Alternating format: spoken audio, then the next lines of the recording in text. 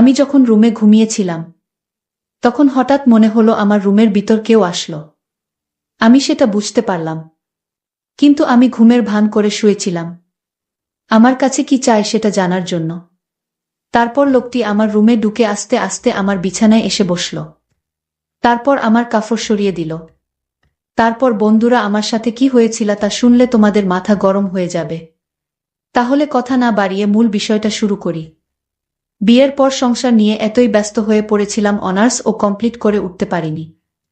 স্বামী শাশুড়ি আর দেবর নিয়ে আমার ছোট্ট সংসার। সব দিকে আমাকে আর অসুস্থ শাশুড়িকেই দৌড়াতে হতো। ব্যস্ততার ভিড়ে আম্মুর কাছেও তেমন যাওয়া হয়ে উঠত না। গেলেও একদিন থেকে চলে আসতাম। যাই হোক, শাশুড়িকে বুঝিয়ে 1 সপ্তাহের ছুটি নিলাম আম্মুর কাছে যাওয়ার জন্য। জানি আমার শাশুড়ির একদিন খুব কষ্ট হবে, কিন্তু আম্মুর কাছে যাওয়ার জন্য মন এত টানছিল, তাই 7 দিনের জন্য যাওয়ার সিদ্ধান্ত নিয়ে নিলাম। মা, যাচ্ছ বেশ, কিন্তু 7 দিনের বেশি থেকো না মা। আমিস মা বলতে হবে না আমাকে, আমিও বুঝি সব। কিন্তু আম্মুর ওখানে যেতে এত বেশি মন টানছে, এর আগে এতটা মন টানেনি। উনি মাথায় হাত বুলিয়ে বিদায় দিলেন আর বললেন যেন সাবধানে যাই। সজীব আমাকে ট্রেনে উঠাই দিল। আমার শ্বশুর বাড়ি থেকে মায়ের বাড়ি অনেক দূর, প্রায় 64 কিলোমিটারের দূরত্ব। ট্রেনে উঠার পর নানান রকম কুডাক ডাকছিল মনে। কেন জানি মনে হচ্ছিল আমার সামনে ঘোর বিপদ। কি সব আজেবাজে চিন্তা মাথায় আসছিল।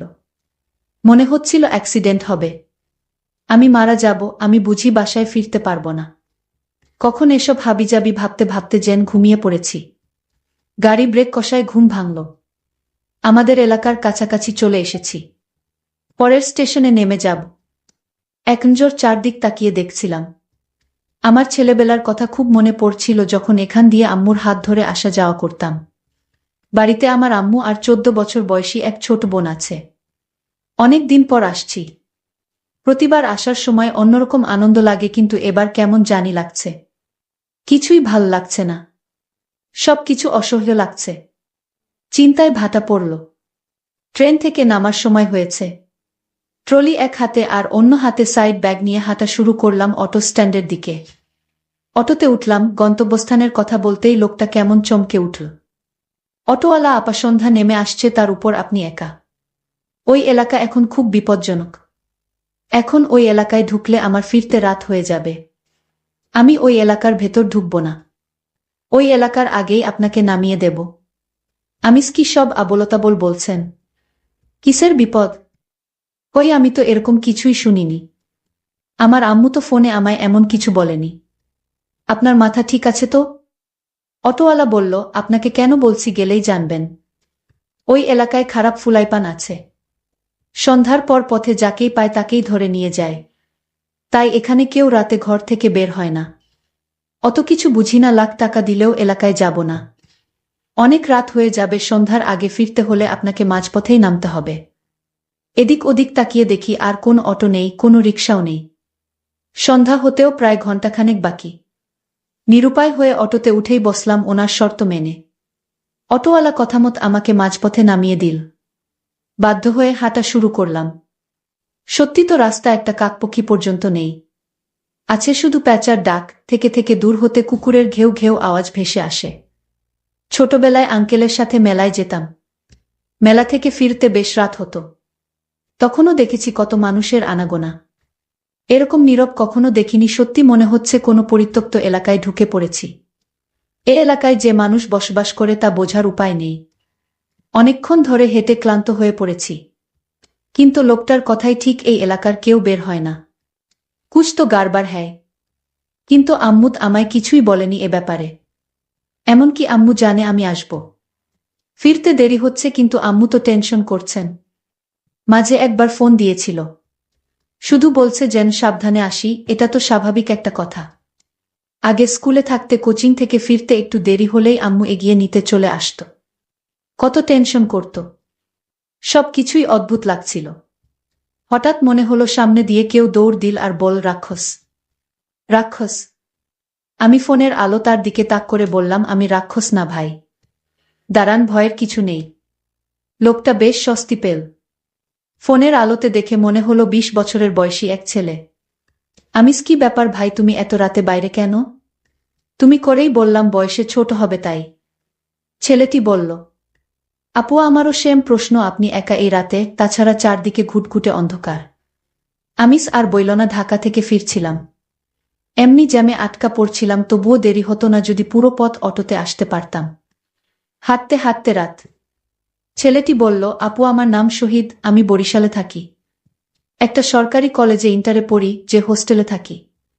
ওখানে একটা মার্ডার হয়েছে, তাই বাধ্য হয়ে বিকেলেই রওনা হই। জানি বাসায় ফিরতে অনেক রাত হবে, তাই এক আত্মীয়ের বাসায় যাই।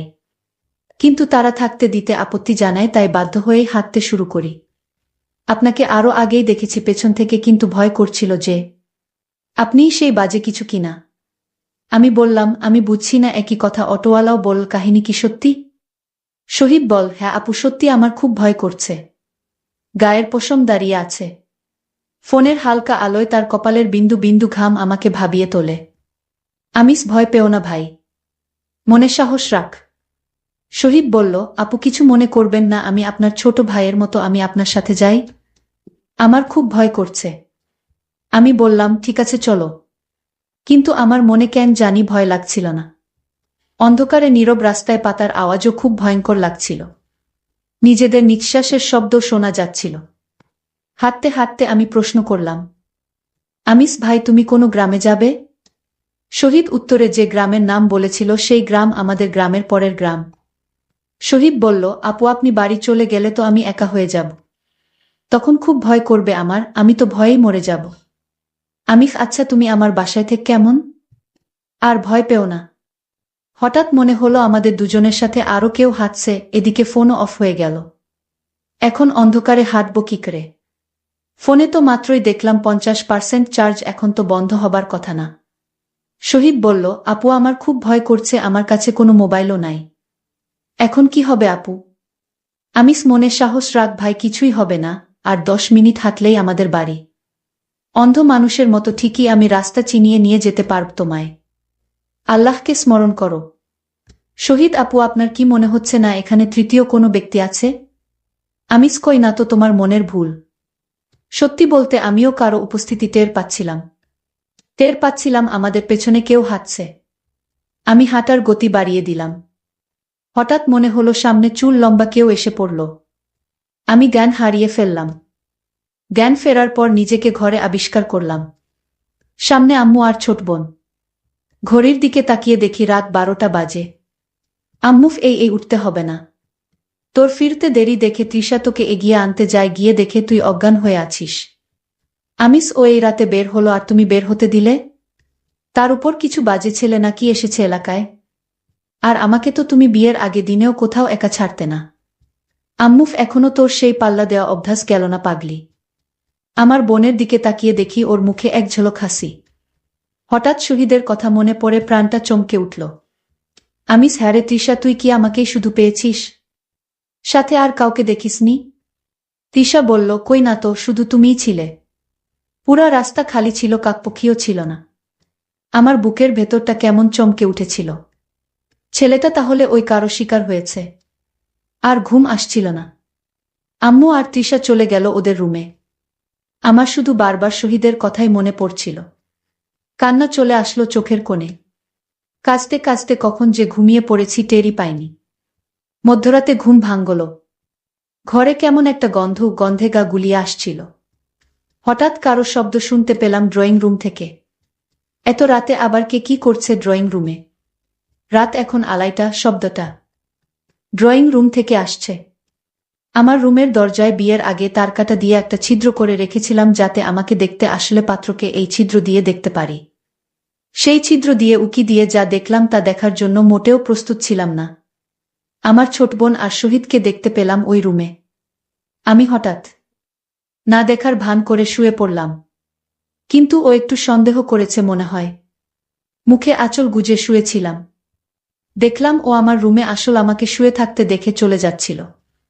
যাওয়ার পথে আরেকবার ফিরে তাকাল। আমি বুঝতে পারলাম আমি থাকাতে ওর অসুবিধা হচ্ছে। ও যদি টের পায় আমি ওর আসল রূপ জেনে গেছি, তাহলে আমাকেও ছাড়বে না। আর এই ব্যাপার নিয়ে আমাকে ঘাঁটতে হবে। এ বাড়িতে থাকলে আমি চিন্তা করব আর ওর চোখে ধরা পড়ে যাব। তাই আগে বাড়ি থেকে বের হতে হবে। আর চিন্তা করতে লাগলাম, আজ শহীদ আর তৃষা ওই রুমে কি করে তা আমি হাতে নাতে ধরব। সারা রাত জেগে পার করে দিলাম। ভোরবেলায় আম্মু আর তৃষার কথা কাটাকাটিতে ঘুম ভাঙল। ওনারা উভয় আস্তে আস্তে কথা বলছিল যাতে আমি না শুনি, কিন্তু আমি আড়ি পেতে শুনে নিলাম। আম্মু, তোর এই নোংরা অভ্যাস কবে শেষ হবে? আমি শুধু তোকে হারানোর ভয়ে চুপ করে আছি। তুই জানিস আমি তোকে নিজের চেয়েও বেশি ভালোবাসি। খুব স্বাভাবিকভাবে আম্মুর সাথে কিছুক্ষণ সময় কাটালাম, নাস্তা করলাম। তারপর আম্মুকে বললাম একটু হোস্টেলে যাব, আমার রুমমেটদের সাথে দেখা করে আসি। আমার ফ্রেন্ডরা আছে ওখানে। বিয়ের পর ওদের কারো সাথেই দেখা হয়নি। আম্মু কিছু একটা ভেবে একটা দীর্ঘশ্বাস ফেলে বল, যাও। একটা সাইড ব্যাগে 2টা 3 পিস আর টুকটাক জিনিস নিয়ে বের হলাম হোস্টেলের উদ্দেশ্যে। বাসা থেকে বের হয়ে হাঁটতে থাকলাম। এক মনে নিচের দিকে তাকিয়ে হাঁটছিলাম। পেছন থেকে কেউ ঐশী ঐশী বলে ডাকছে শুনছিলাম, কিন্তু কেন জানি সাড়া দিচ্ছিলাম না। চিন্তায় যেন অন্য জগতে হারিয়ে গেছি। এবার খুব কাছ থেকেই ডাক শুনলাম। চিন্তায় ভাটা পড়ল। খুব পরিচিত কারো কণ্ঠ, কিন্তু মনে করতে 5 সেকেন্ড লেগে গেছে, 2 বছর পর দেখে। শিরিন, কেমন আছিস তুই? বিয়ে করে তো পর করে দিলি। তোর বর তোকে বিয়ে না করলে বুঝলি এতদিনে তোকে বউ করতাম। কিন্তু দেখ, তোর বর তোকে চিলের মতো ছো মেরে নিয়ে গেল। শিরিন আমার ছোটবেলার বন্ধু, ক্লাস 6 থেকে অনার্স, একই স্কুলে কলেজে ও একই ভার্সিটিতে পড়েছি। পরে একসময় তিতুমির কলেজের এক মেয়ের সাথে ফেসবুকে ওর প্রেম হয়। মেয়েটাকে ওর পাশে একদমই মানাচ্ছিল না। মুখের ওপর বলেই ফেলি কি পছন্দ করছিস। তখন ও বলে তুই প্রেম কর, তাইলে ওর সাথে ব্রেকআপ করে দেই। এসব কথা বলতে বলতে বিকেল ঘনিয়ে আসতে শুরু করল। যাই হোক, আমি আবার সন্ধ্যায় বাড়িতে ফিরলাম। বাড়িতে ফিরে ভাবতে লাগলাম শহীদ এত রাতে আমার বোনের রুমে আসলো কি করে। বিষয়টা আমার কাছে অদ্ভুত লাগছিল। আমি আজ ভাবলাম, আজ আমি তাদের রুমে দরকার হয় লুকিয়ে থাকব। তারপরও ওদের আসল রহস্যটা আমি জানব। কারণ গতকালের দৃশ্য দেখে আমার কিছুতেই ঘুম আসছিল না। আমি আগে থেকেই ছোট বোনের রুমে লুকিয়ে গেলাম। কিন্তু আজ রাত আমার বোন তৃষা রুমে আসলো না। আমি অবাক হলাম, তারা আজ কোথায় গেল। আমি ভাবলাম এবার আমি আমার রুমে যাইত। আমি আমার রুমে গিয়ে দেখতে পেলাম তারা দুজনকে। তার দুজনকে আমি আমার রুমে দেখতে পেয়ে আমার চোখ কপালে উঠে গেল। আমি ভাবলাম ওরা দুজন যখন আমার রুমে আছে তাহলে আমি আজ বোনের রুমে গিয়ে শুয়ে পড়ি। আমি যখন ঘুমাতে গেলাম তখন আমি দরজাটা বন্ধ করেই ঘুমাতে গেলাম। আমি যখন ঘুমিয়ে পড়লাম তারপর রাত 2টার দিকে ঘুমের ঘরে আওয়াজ পেলাম। সেই আওয়াজে আমার ঘুম ভেঙে গেল। আমি তখন আর ঘুমালাম না। আমি ঘুমের ভান করেই শুয়েছিলাম। দেখি হয় সেটা জানার জন্যই। আমি টের পাচ্ছিলাম আমার রুমে কেউ চুপি চুপি এসে ঢুকল। তারপর আমার বিছানায় বসল। তারপর আমার কপড়টা সরিয়ে দিল। আমি চুপচাপ ছিলাম। তারপর আমি হঠাৎ ঘুমের ভান ছেড়ে লাফ দিয়ে বিছানা থেকে উঠে গেলাম। আর বলতে লাগলাম, কে কে তুমি? আমি দেখলাম সেটা আর কেউ না, আমার ছোট বোন। আমি তার চোখের দিকে তাকালাম। দেখলাম সেটা মানুষের চোখ না। সেটা আমার কাছে মনে হচ্ছে কোনো ভূতের চোখ। আমি চিৎকার দিলাম। মা তখন আমার রুমে হাজির। আমার মা বলল, কি হয়েছে তোর? আমি বললাম, আমার বোন এরকম করছে কেন? তার চোখ তো মানুষের মনে হচ্ছে না। মা তখন বলল, তুই যা দেখেছিস তাই সত্য। এটা তোর স্বাভাবিক বোন না। আমাদের মতো স্বাভাবিক মানুষ না। তোর বোন ঠিক আছে, কিন্তু সে রাক্ষস। সে সাধারণ মানুষ না। আমার গর্ভ থেকে জন্ম নিল এক রাক্ষস। গতকাল শহীদ ছেলেটাকে মেরে ফেলেছে। আজ তোকেও মারতে এসেছিল। কিন্তু তুই তো ওর বড় বোন, তাই তোকে মারবে না। মায়ের কথা শুনে আমার চোখ দিয়ে পানি ঝরছিল। আজকের মতো এখানেই শেষ করলাম। গল্পটি যদি ভালো লাগে তাহলে অবশ্যই চ্যানেলটি সাবস্ক্রাইব করে পাশে থাকবেন। ধন্যবাদ।